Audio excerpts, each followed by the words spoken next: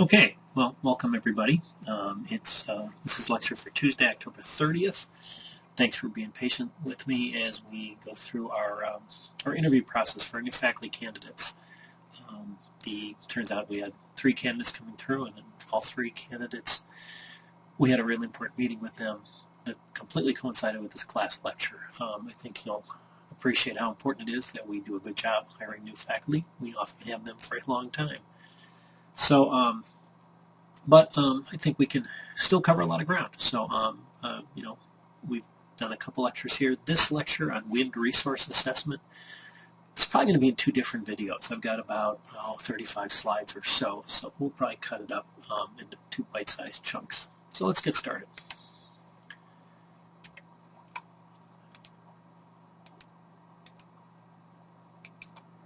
And then, okay, not sure why that didn't work right, but I think we'll do okay. So why study wind resource assessment? What are we talking about?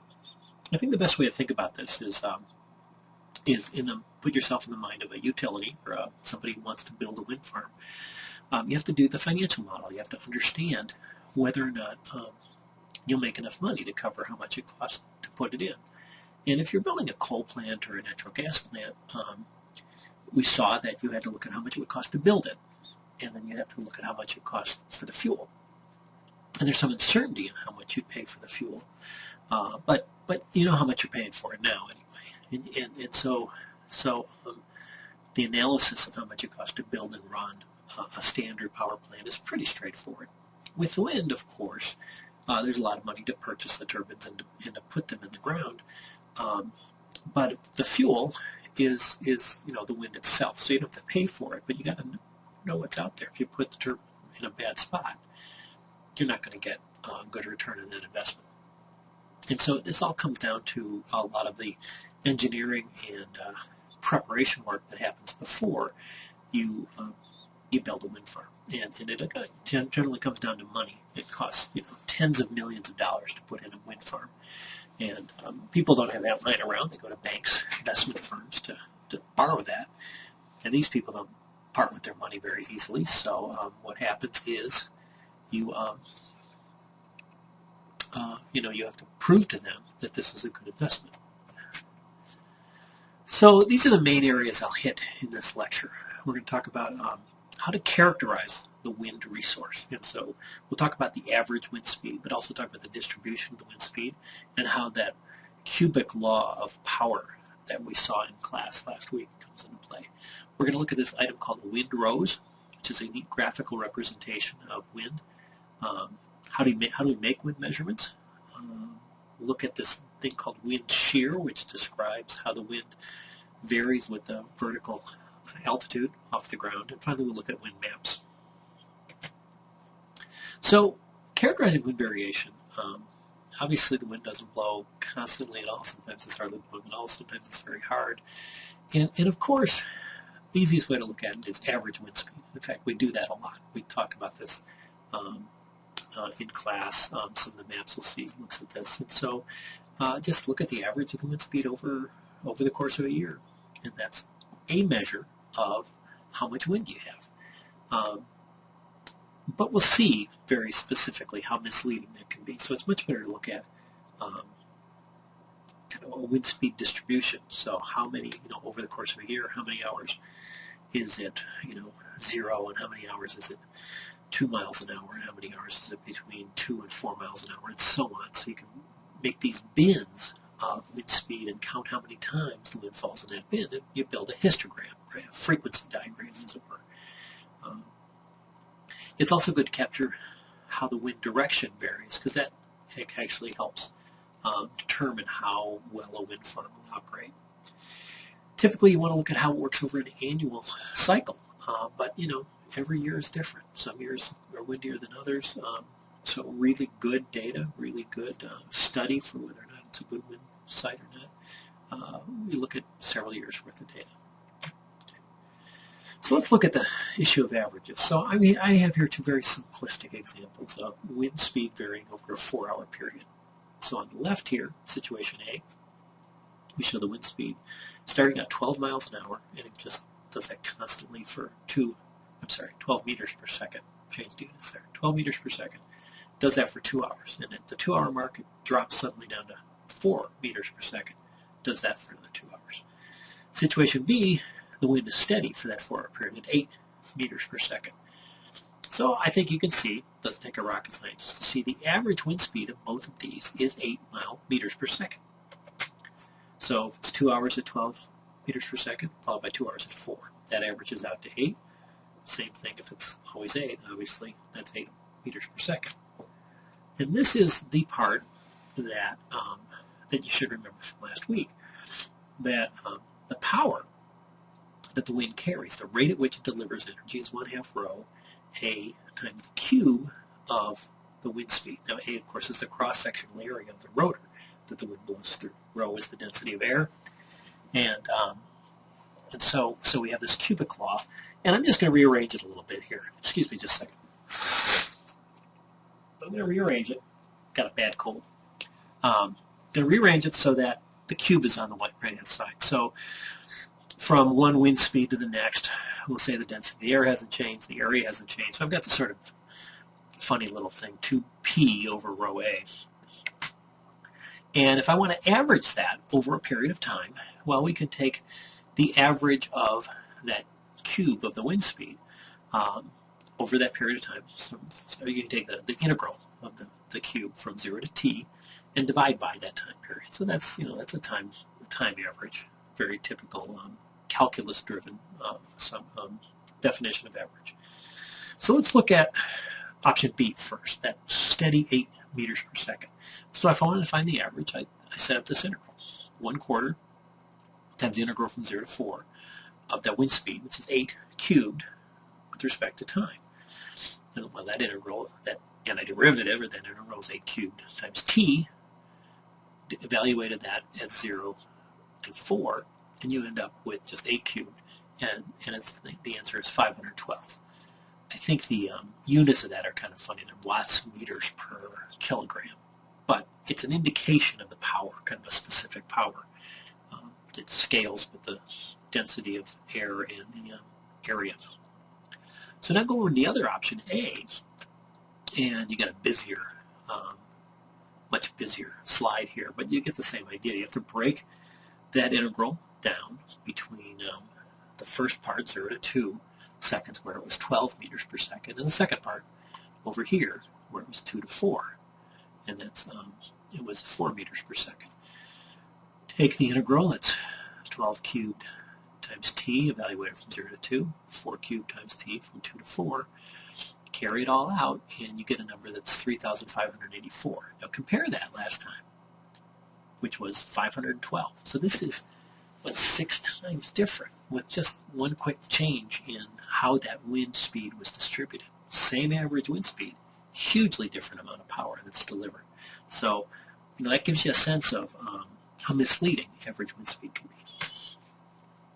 So it's more complicated than simple average, so we get that. So we need to find the distribution of the wind speed, and it's represented graphically in a manner, as I mentioned, a histogram. Divide up the wind regime from 0 to 50 miles per hour or 20 meters per second, usually maybe 2 or 4 units per bin, and then look at the wind data over time and see how many hours it falls into that bin. And then you get this frequency versus bin magnitude, and this is a typical wind speed distribution. You'll see here, this is miles per hour. So this is a 13 mile per hour average, and you can see it's 0 to 2, 2 to 4, 4 to 6, and so on. You can get a sense here of how many hours in a year it falls in that category. So clearly there's a lot going on here at 10, but it turns out, even though these numbers here, look out here, 28, 30, 32, not many hours it produces there. But if you think about the cube law, these hours here represented by these bars might add much, much more power to your production than these hours back here, because they're very low speed. So 4 cubed is 64, but what's 20 cubed? That's 400 times 20, so that's 8,000, right? So It's a big difference from 64 to 8,000. Very, very important to notice that. And then in addition to that is the direction. So we mentioned briefly that these turbines rotate. These big giant turbines rotate on the top of the tower because they want to point directly into the wind. That's the best place for them to operate. And so if that wind direction, if the site where you're thinking to put up your wind turbine is such that the wind direction's all over the map, that means the turbine's going to have a hard time operating. It's going to be always hunting around looking for it. So ideally a good site is where the wind's almost always coming from the same direction. And so they've invented this way that actually goes back to the earliest maps used by sailors. The little description of a compass reading on a map is called the compass rose. And a wind rose is based on that same idea. It's a depiction of a compass, and it's divided up into sectors. And each sector represents a direction from which the wind comes. And then we make bars in each sector to give us information about how often it does that. Here's an example. I got this from Wikipedia. So these concentric circles represent percentage. Percentage of time in a year, for example. And you see here, here's the compass directions. We have it broken down into 1, 2, 3, 4, 16 different segments all the way around the circle, so you can get an idea how many degrees in each one. There's a couple different things you can see in here. This is fairly rich in information. So where each one of these segments, each one of these spokes ends, represents what's the percentage of time in a year the wind comes from that direction. For example, here the biggest one is south. So it's saying here it's about at 11.8% or so of the time the wind's coming from the south. That's what you can represent from here. Another about 9% of the time the wind's coming from the west. You can kind of follow that around all these times here. The colors are represented here, and that's the wind speed. So within each one of these spokes, they see how it's broken down. So the blues are the calmer, the lower wind speeds, and the light greens, the chartreuse kind of color. It's the highest wind speed. So you can see here that, let's look at this northwest spoke. Pretty small part, less than 1% of the time the wind's in this region, 10 to 15 meters per second. And down here, looks like about 2% of the time it's in this darker blue, 0 to 1.4. So there's a lot of information embedded in this. Get a lot of idea here. And look at this wind rose, and I think I'd rather not build my wind farm here, because sometimes there's this dominant wind coming from the south, sometimes there's this dominant from the northwest, sometimes it's northeast, sometimes it's due west.